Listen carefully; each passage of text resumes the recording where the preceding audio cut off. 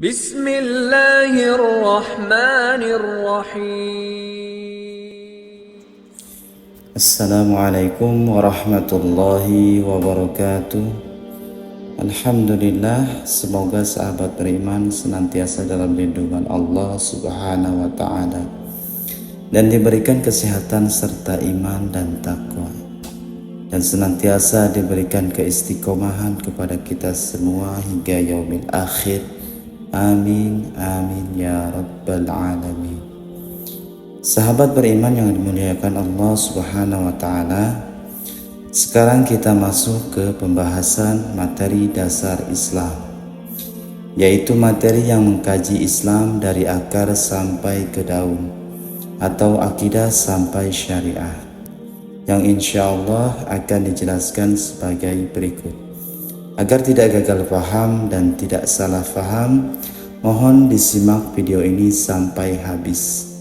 Sebelumnya, silahkan bagi kalian yang menyukai video ini, klik like, dan jika dirasa video ini bermanfaat, klik share dan klik subscribe jika tidak ingin ketinggalan video selanjutnya. Terima kasih. Islam adalah sebuah din yang sempurna. Sejak diturunkan 14 abad silam, Islam telah memberikan kepada manusia pemecahan secara menyeluruh terhadap semua permasalahan yang sedang maupun akan dihadapi oleh manusia. Allah Subhanahu wa Ta'ala dalam hal ini berfirman, A'udzu billahi minasyaitonir rajim. Al-yawma akmaltu lakum dinakum wa atmamtu alaikum ni'mati wa raditu lakumul Islam dina. Yang artinya, pada hari ini aku telah menyempurnakan untuk kalian agama kalian, mencukupkan bagi kalian nikmatku, dan meridhoi Islam sebagai agama kalian. Quran Surat Al-Maidah ayat 3. Sebagai pedoman yang dibuat oleh Allah, tentu saja Al-Quran mampu memecahkan permasalahan yang terjadi pada makhluknya, sekaligus bagaimana memecahkan problematika yang terjadi atasnya. Wujud dari kesempurnaan ajaran Islam tersebut antara lain, Islam tidak hanya mengatur masalah hubungan manusia dengan Tuhannya atau ibadah, tetap Islam juga mengatur dan menyelesaikan permasalahan hubungan manusia dengan dirinya sendiri maupun dengan sesamanya atau muamalah. Bentuk dari ajaran ibadah adalah salat, puasa, haji, dan lain-lain, yang merupakan hubungan langsung dengan Allah Subhanahu wa Ta'ala, atau yang biasa disebut ibadah mahdoh. Bentuk hubungan yang mengatur antara manusia dengan dirinya sendiri sebagai contohnya adalah kejujuran, amanah, dan menepati janji. Adapun bentuk aturan Islam dalam masalah hubungan manusia dengan sesamanya atau muamalah adalah berupa aturan-aturan dalam bidang ekonomi, politik, pemerintahan, pendidikan, sosial, dan ukubat. Sahabat beriman yang dimuliakan Allah, insya Allah kita akan masuk ke pembahasan pokok. Bab 1, yaitu akidah Islam. A'udzu billahi minasyaitonir rajim. Qul huwallahu ahad, Allahus samad. Katakanlah, dialah Allah yang Maha Esa. Allah adalah Tuhan yang bergantung kepadanya segala sesuatu.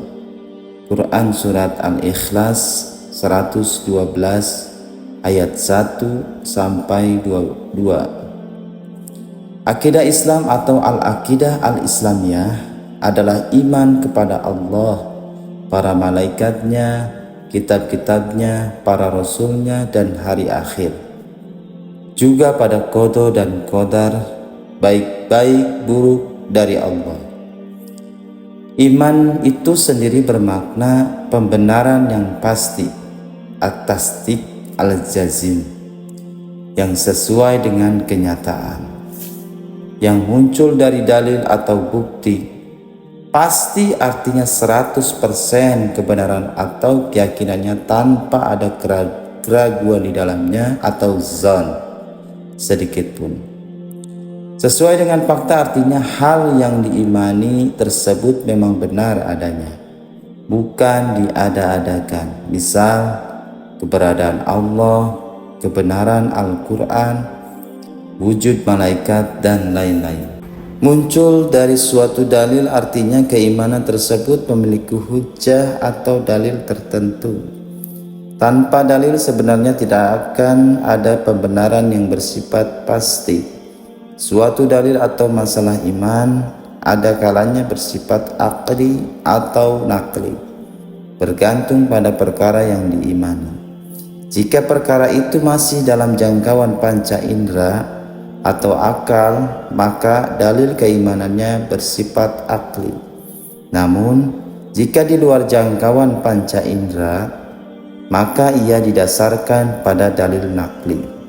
Hanya saja perlu diingat bahwa penentuan sumber suatu dalil naqli juga ditetapkan dengan jalan akli.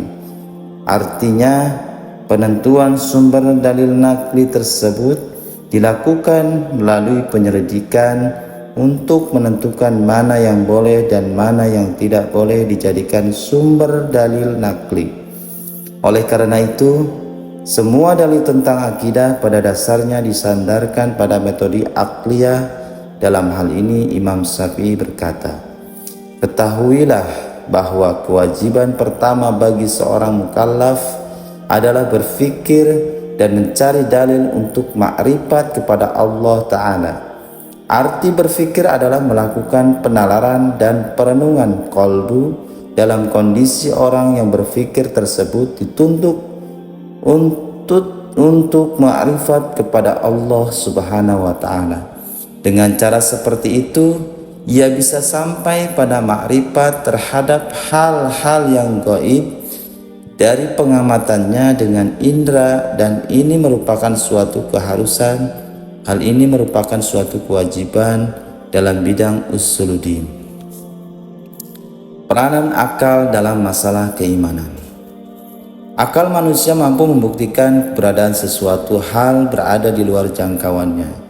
Jika ada sesuatu yang dapat dijadikan petunjuk atas keberadaan hal tersebut, seperti perkataan seseorang badui atau orang awam, tatkala ditanyakan kepadanya, "Dengan apa engkau mengenal Rabbmu?" Jawabnya, "Tai unta itu menunjukkan adanya unta, dan bekas tapak kaki menunjukkan pernah ada orang yang berjalan." Oleh karena itu, ayat-ayat Al-Quran adalah bukti eksistensi keberadaan Allah Sang Pencipta dengan cara mengajak manusia memperhatikan makhluk-makhluknya. Sebab jika akal diajak untuk mencari zatnya, tentu tidak akan mampu menjangkaunya. Seperti firman-Nya, "A'udzu billahi minasyaitonir rajim. Inna fis samawati wal ardi laayatin lil mu'minin wa fi khalqikum wa ma yabussu min dabbati ayatul liqaumin yuqinun." Yang artinya, sesungguhnya pada langit dan bumi benar-benar terdapat tanda-tanda kekuasaan Allah untuk orang-orang yang beriman. Pada penciptaan kalian dan pada bintang-bintang melata yang bertebaran di muka bumi terdapat tanda-tanda kekuasaan Allah bagi kaum yang yakin. Quran Surat Az-Zariyat ayat 3-4. Karena keterbatasan akal dalam berfikir, Islam melarang manusia untuk berfikir langsung tentang zat Allah, karena zat Allah berada di luar kemampuan akal untuk menjangkaunya. Selain itu juga karena manusia mempunyai kecenderungan, jika ia hanya menduga-duga tanpa memiliki acuan kepastian, menyerupakan Allah Subhanahu wa Ta'ala dengan suatu makhluk. Dalam hal ini Rasulullah SAW bersabda, "Tafakkaru fil khalqi wa la tafakkaru fil khaliqi wa innakum la taqdiruna qadrah." Berfikirlah kalian tentang makhluk Allah Tetapi jangan kalian berfikir tentang zat Allah, sebab kalian tidak akan sanggup mengira-ngira hakikatnya yang sebenarnya. Hadis riwayat Abu Nuaim dalam Al-Hidayah, sifatnya marfu, sanadnya dhaif tetapi isinya sahih. Akal manusia yang terbatas tidak akan mampu membuat khayalan tentang zat Allah yang sebenarnya.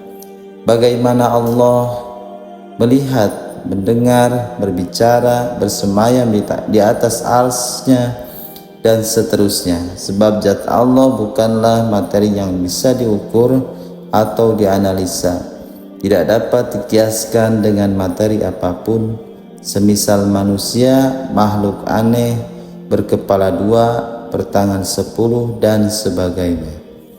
Nah, itulah rangkaian yang singkat dari akidah Islam yang insya Allah kita lanjutkan.